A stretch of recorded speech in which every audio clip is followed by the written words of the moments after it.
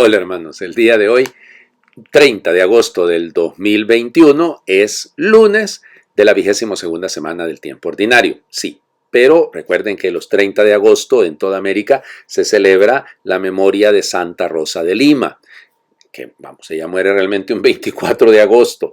El 23 se celebra a nivel universal, pero aquí la celebramos el día en que fue enterrada, el día 30 de agosto. Entonces, por favor, vamos, yo se los decía el 23 de agosto que hablé de ella, que no importa, es decir, la celebramos el 23, la celebramos el 30, si la quieren celebrar en ambas fechas, no hay ningún problema, no hay una imposición. En el caso en el calendario litúrgico nuestro, aquí en mi país se celebra el día de hoy y se pone como una memoria obligatoria.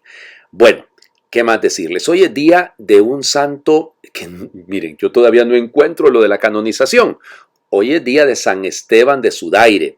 Y fíjense, no se encuentran ni siquiera imágenes, porque a veces las que usamos son imágenes del martirio de San Esteban, del primer mártir, el protomártir, el diácono. Y algunos lo ponen como San Esteban de Sudaire, y no.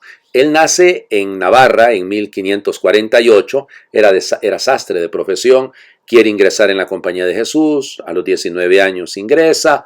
Él quiere irse de misionero y cuando ofrecen la posibilidad de irse al Brasil, pues él decide irse al Brasil como misionero. Y aquí viene el detalle, que me encantaría que todos estos que hablan en contra de la iglesia, la leyenda negra, nos hablaran y nos explicaran esto cómo se explica, ¿verdad? Porque resulta ser que en el barco en el que iban llegando hasta Brasil, en 1570, o un 13 de julio de 1570, pues resulta que martirizaron a todos los jesuitas un barco que iba capitaneado por un hugonote, es decir, por un protestante francés. Entonces explíquenme cómo está el asunto.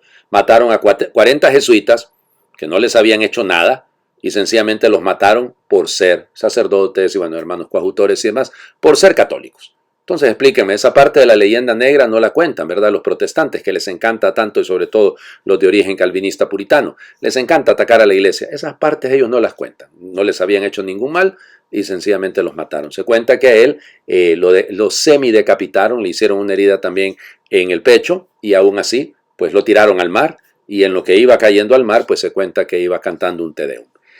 Miren, es cierto, en 1854 ellos fueron beatificados, porque está Juan de Mayorga, Agustín Acevedo, o sea, hay varios, no son 40, los mártires del Brasil, que no llegaron a Brasil, ese es el de otro detalle. Pero, como les digo, pero no encuentro todavía ninguna causa de canonización, y se les llama así, se les llama santos. En otras partes dicen el beato, porque les digo, la beatificación sí está clara. En los lugares de donde él es originario, ahí sí se celebra como un santo, y eso es el detalle interesante, ¿no? Y se celebra en algunos otros momentos, bien el 13 de agosto, es decir, no en esta fecha del 30 de agosto, que sería propiamente la de la beatificación. Bueno, indistintamente, otros mártires, 40 por el solo hecho de ser católicos, por el hecho de ser sacerdotes, de ser, como les digo, religiosos. Bueno, vamos a las lecturas del día de hoy. Ya hemos hablado tanto la semana pasada, ¿no?, de la carta a los tesalonicenses. Hoy una vez más nos corresponde leer el capítulo 4, versículos del 13 al 18. No queremos que ignoren la suerte de los difuntos para que no se aflijan como los hombres sin esperanza. Pues si creemos que Jesús ha muerto y resucitado, del mismo modo a los que han muerto, Dios por medio de Jesús los llevará con él. Esto es lo que les decimos como palabra del Señor. Nosotros, los que vivimos y quedamos para cuando venga el Señor, no aventajaremos a los difuntos, pues Él mismo, el Señor, cuando se dé la orden a la voz del arcángel y al son de la trompeta divina, descenderá del cielo, y los muertos en Cristo resucitarán en primer lugar. Después nosotros, los que aún vivimos, seremos arrebatados con ellos en la nube, al encuentro del Señor en el aire, y así estaremos siempre con el Señor. Consuélense pues mutuamente con estas palabras. Palabra de Dios. Te alabamos, Señor. Bueno. Fíjense, acuérdense que la primera carta a los tesalonicenses es el primer escrito del Nuevo Testamento. Y queda claro, por este texto, que una de las preocupaciones que tenía la comunidad de Tesalónica y todas las comunidades del primer siglo era esa, cuando la venida del Señor, ¿ya? ¿Cuándo viene el Señor? ¿Qué pasa? Se nos está muriendo la gente y todavía no viene el Señor. Entonces, ¿cómo hacemos aquí? Y evidente, Pablo tiene que salir al paso y dice, bueno, miren, yo les digo estas palabras para que vivan no como ignorantes, sino como personas que se consuelan, ¿ya? porque el Señor nos llevará con Él. Es decir, si estamos vivos, Pablo suponía que iba a estar vivo, ¿no? A la venida del Señor Jesús, pero bueno, en el momento que Él nos llame, estaremos ahí dispuestos a estar con Él para siempre, ¿no? Entonces, para no ignorar la suerte de los difuntos. ¿Cuál es la suerte de los difuntos? La misma nuestra, que cuando el Señor nos llame a su presencia, pues gocemos por siempre al son de la trompeta divina. Muy bien, muy linda la imagen, ¿no? Nosotros también seremos llevados, aquí utiliza la palabra arrebatados, y de ahí viene alguna de las tantas cosas del rapto famoso que hablan a veces los pentecostales. Nada que ver, seremos llevados, pues seremos arrebatados de esta realidad terrena, porque esta no es nuestra patria definitiva está en el cielo. Bueno, el Evangelio. Comenzamos a leer Lucas. En las próximas semanas, acuérdense, estamos semana 22, tenemos que llegar a la semana 34, de aquí en adelante vamos a leer el Evangelio de Lucas. Y leemos no los primeros 3 capítulos que son el Evangelio de la infancia, sino a partir del capítulo 4, en este caso, versículos del 16 al 30. En aquel tiempo fue Jesús a Nazaret, donde se había criado. Entró en la sinagoga, como era su costumbre, los sábados, y se puso de pie para hacer la lectura. Le entregaron el libro del profeta Isaías y desenrollándolo encontró el pasaje donde estaba escrito: El Espíritu del Señor está sobre mí porque Él me ha ungido. Me ha enviado para anunciar el Evangelio a los pobres, para anunciar a los cautivos la libertad y a los ciegos la vista, para dar libertad a los oprimidos, para anunciar el año de gracia del Señor. Y enrollando el libro lo devolvió al que le ayudaba y se sentó. Toda la sinagoga tenía los ojos fijos en él. Y él se puso a decirles: Hoy se cumple esta escritura que acaban de oír.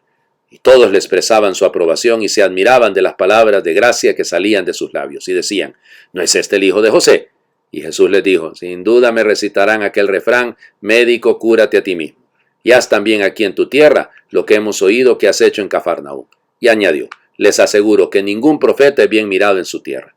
Les garantizo que en Israel había muchas viudas en tiempos de Elías, cuando estuvo cerrado el cielo 3 años y 6 meses, y hubo una gran hambre en todo el país. Sin embargo, a ninguna de ellas fue enviado Elías, más que a una viuda de Sarepta en el territorio de Sidón. Y muchos leprosos había en Israel en tiempos del profeta Eliseo. Sin embargo, ninguno de ellos fue curado, más que Naamán el sirio. Al oír esto, todos en la sinagoga se pusieron furiosos y levantándose lo empujaron fuera del pueblo hasta un barranco del monte en donde se alzaba su pueblo con intención de despeñarlo. Pero Jesús se abrió paso entre ellos y se alejaba. Palabra del Señor. Gloria a ti, Señor Jesús. Jesús vuelve a su casa, va a la sinagoga donde él había crecido y estando ahí, toma el libro, desenrolla el libro del profeta Isaías y encuentra el pasaje que es programático, la misión del Mesías. El Espíritu del Señor está sobre mí, me ha ungido, el Mesías, Masaya, Mesías, el ungido, el Cristo, ya. ¿Y para qué? Para anunciar el Evangelio, para anunciar la libertad a los cautivos, a los ciegos la vista, para libertar a los oprimidos. O sea, el proyecto está claro, ¿no? Él viene, la función del Mesías es traer esperanza.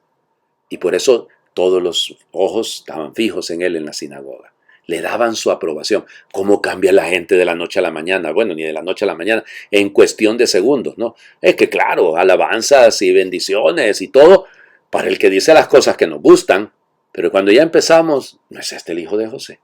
No es este, ¿y qué sabe este? Y este no es de aquí, y este no es de la familia fulana, y nadie es profeta en su tierra. El Señor lo dice con toda claridad, nadie lo mira como profeta, pero él inmediatamente recuerda lo que es el profetismo. El profetismo no es para un círculo de amiguetes, ¿verdad? Sino que el profetismo es para todos, y de hecho los efectos de la vida profética los descubren los que no son del círculo de amigos, sino que los descubren todos. Nos pone el ejemplo de Naamán el sirio, nos pone el ejemplo de la viuda de Sarepta. Es decir, esa universalidad es un reclamo. Los que nos creemos porque somos creyentes de cepa, porque venimos desde muy pequeños siendo cristianos y hemos recibido, qué sé yo, todos los sacramentos y toda aquella cosa, cuidado, pero no vaya a ser que también nosotros caigamos en esto, en pasar de la admiración directamente, no directamente, pero casi al odio. Imagínense, el deseo de matar al Señor. Sencillamente lo querían despeñar. Y detrás de eso, ¿qué es lo que hay? Es una falta de sentido de la verdadera libertad. Por eso tenemos tanto que hacer, tanta oración que hacer para poder vivir realmente esto, que es un misterio de amor, claro que lo es. Ya, ojalá pongamos la mirada fija en el Señor. Ojalá también nosotros nos admiremos de lo que Él hace, pero no en una admiración para cuestionarlo, sino en una admiración para imitarlo. Les invito a hacer oración. Vine a los míos y los míos no me recibieron. Me hice como uno de ellos y no me conocieron. Busqué nuevas formas de presencia, me prolongué en signos visibles, me quedé en sus templos y en sus casas, quise estar en el centro de sus encuentros, pero ellos apenas se dan cuenta. Me encarné en el pobre y en el que sufre, quise hacerme presente en sus debilidades, curar, compartir, acompañar, servir, ser testigo firme de toda vida, aún de la más débil, pero ellos se van por otros caminos. Me ofrecí como alimento, sabroso pan y dulce vino, pero el banquete les parece insípido y triste. Me hice palabra buena y nueva, y ellos la amordazan con leyes y normas. Les descubrí los manantiales de agua viva y vuelven a las pozas y charcas contaminadas. Tengo cada día una cosecha generosa de dones y gracias que quiero repartir, pero nadie la solicita y me quedo con mis dones. No hay dolor mayor que no poder darse a quien se quiere. Tal vez equivoqué la estrategia. Si me hubiera quedado en un lugar solamente, seguro que todos irían a buscarme y a pedirme. Me tienen al alcance de la mano, pero ellos prefieren ir a encontrarme a oscuros y estériles rincones. A pesar de todo, renuevo mi presencia, me quedo con ustedes, me quedo en el centro de su vida. No me busquen lejos, búsquenme en lo más profundo de su ser, en lo más querido de sus anhelos, en lo más importante de sus tareas, en lo más cálido de sus encuentros, en lo más claro de su historia. Búsquenme en el dolor y en la alegría, siempre en la esperanza y en la vida. Les espero. Amén. No es una oración, ¿no? Es Dios el que está orando por nosotros, es Él el que está, vamos, es una oración, cierto, ¿no? Pero es Él el que está hablando de todo lo que ha hecho por nosotros y lo poco interesados y lo poco conscientes que somos. Ojalá que eso cambie. El Señor esté con ustedes. Les bendiga a Dios, que es Padre, Hijo y Espíritu Santo, y por intercesión de San Esteban de Sudaire, esa bendición permanezca para siempre. Amén. Feliz lunes para todos.